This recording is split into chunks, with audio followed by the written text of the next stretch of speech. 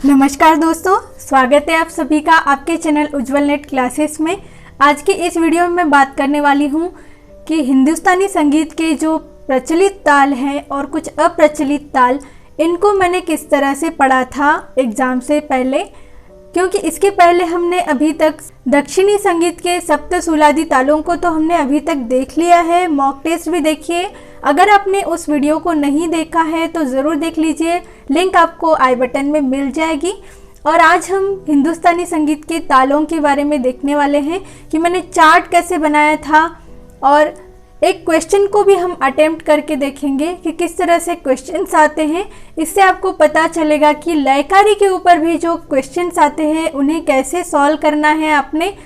और इसके बाद में हम इस टॉपिक के ऊपर मॉक टेस्ट भी हम कंडक्ट करने वाले हैं, इसलिए उससे पहले इस टॉपिक को जान लेना बहुत ज़रूरी है।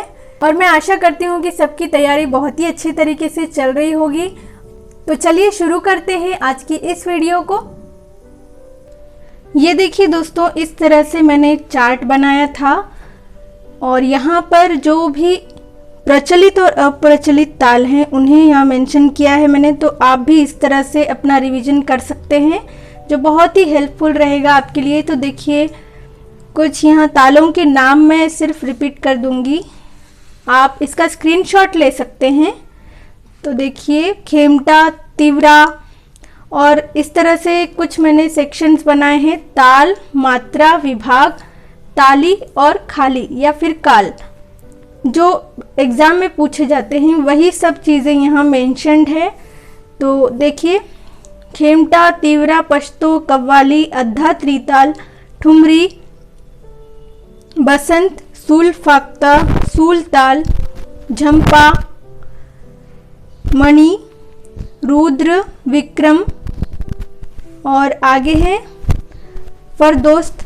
ये मैंने असेंडिंग ऑर्डर में लिखे हैं सभी ताल, देख लीजिए। खेमटा 6 मात्रा की सबसे छोटी ताल है, यहाँ से शुरू किया है। और कहरवा भी आप इसमें मेंशन कर सकते हैं, जो 4 मात्रा की भी कही जाती है, कभी 8 मात्रा की। तो देखिए, आगे की तालें हैं गजझंपा, यति शिखर, चित्रा, सवारी, जत, ठेका टप्पा और शिखर, विष्णु, मत्त ताल और लक्ष्मी ताल, गणेश ताल और ब्रह्मा ताल या फिर ब्रह्म ताल, जो सबसे बड़ी ताल है हमारे हिंदुस्तानी संगीत के तालों में। तो देखिए, इसे ये 28 मात्रा की ताल है और ये इसकी जानकारी है। तो आप इसे स्क्रीनशॉट ले लीजिए इसका। दोस्तों, फिर से एक बार मैं आपको दिखा देती हूँ, आप स्क्रीनशॉट ले लीजिए अच्छी तरह से।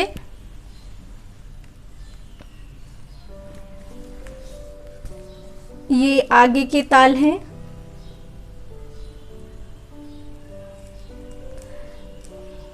तो चलिए दोस्तों, अब हम देखेंगे लयकारी का जो मैंने बनाया हुआ है एक क्वेश्चन, और किस तरह से आते हैं हम देख लेते हैं।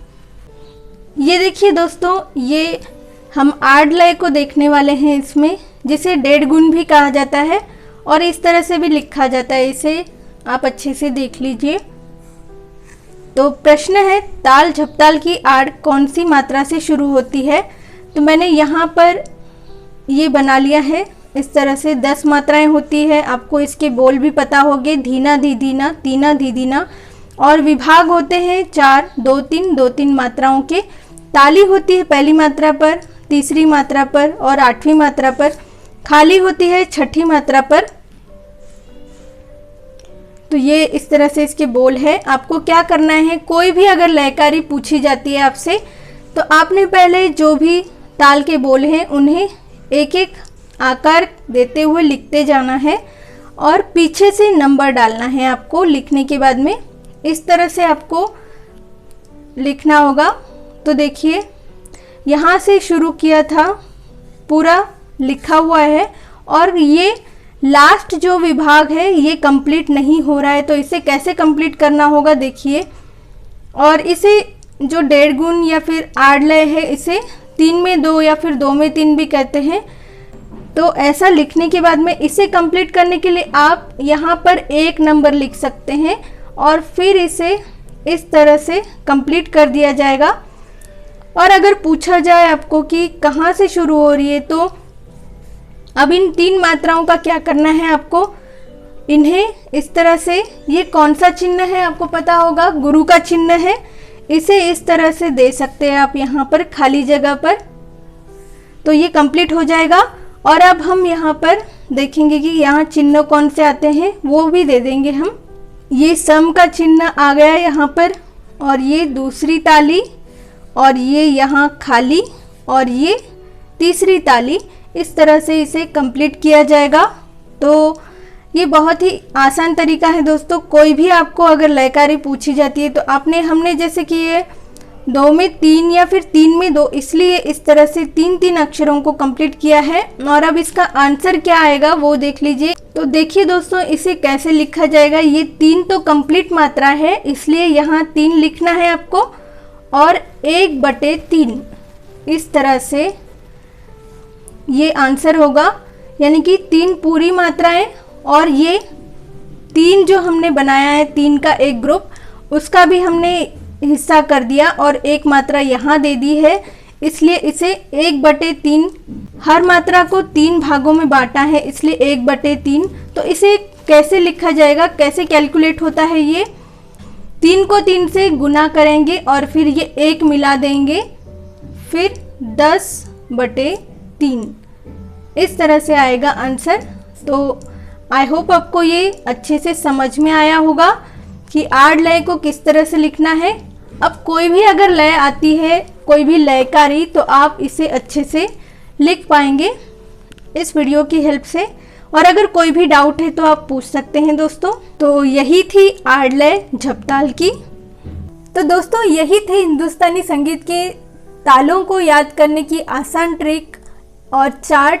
आप इसे अच्छे से नोट कर लीजिए, और अगर कोई भी आपको डाउट है तो आप मुझसे कमेंट करके पूछ सकते हैं। और अगर वीडियो हेल्पफुल लगी हो तो वीडियो को ज़रूर लाइक कर दीजिए, शेयर कर दीजिए, और ध्यान में रखिए कि अगली जो मॉक टेस्ट होगी हिंदुस्तानी संगीत के तालों के ऊपर होगी, इसलिए तालों को अच्छे से अभ्यास कर लीजिए। और हमारे टेलीग्राम के एक लर्नर भी है, उनकी भी रिक्वेस्ट आई थी कि हिंदुस्तानी संगीत के तालों को किस तरह से लर्न करना चाहिए, समझना चाहिए, तो उनकी भी रिक्वेस्ट को मैंने ध्यान में रखा है इस वीडियो को बनाने से पहले। और अगर आपकी भी कोई किसी टॉपिक को लेकर रिक्वेस्ट हो, या फिर कोई टॉपिक आपको नहीं समझ में आ रहा हो, तो आप मुझसे टेलीग्राम के ग्रुप से जुड़कर पूछ सकते हैं, जो उज्जवल नेट क्लासेस इसी नाम से है। तो मिलते हैं अगली वीडियो में। इस वीडियो के लिए इतना ही। इस वीडियो को अंत तक देखने के लिए बहुत बहुत धन्यवाद।